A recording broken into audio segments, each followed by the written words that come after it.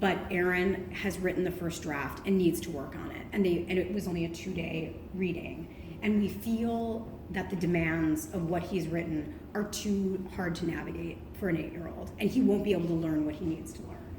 So would you just do us a favor and come in and read it? And of course I was like, I will steal that 8-year-old's part. Fortunately, you don't know who it is. Exactly.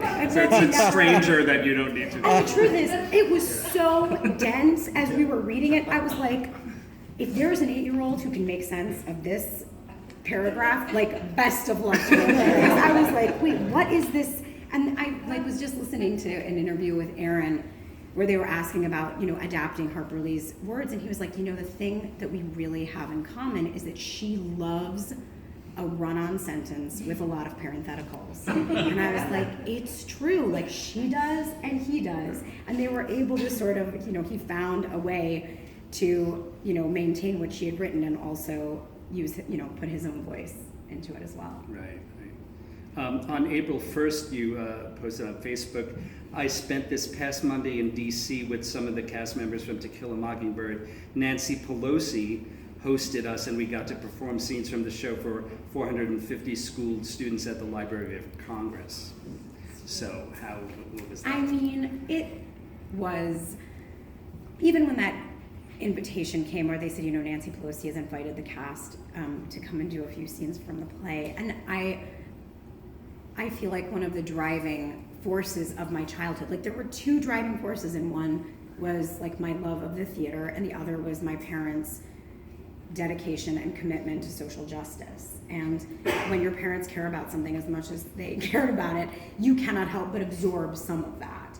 And I would have never dreamed that I would get to be in a commercial production on Broadway that brought, it like makes me want to cry, two of those things together. Like, I just never imagined that would be something I would get to do in my life. And so going to be with Nancy Pelosi, and she basically said, there's no culture in the White House right now. And so it is, I feel a responsibility. She said that? Yeah. Well, her chief of staff said it. Okay. And I thought the chief of staff wouldn't say something that the speaker, the Madam Speaker, didn't think herself. And she said, this is our way of trying to bring what is happening all over our country, here, and particularly to do it for students, to do it at the Library of Congress. It was just incredible. And I did think, like, it's one thing for the cast members of Hamilton to go and perform musical numbers, because they can stand alone. But I was like, scenes from a play?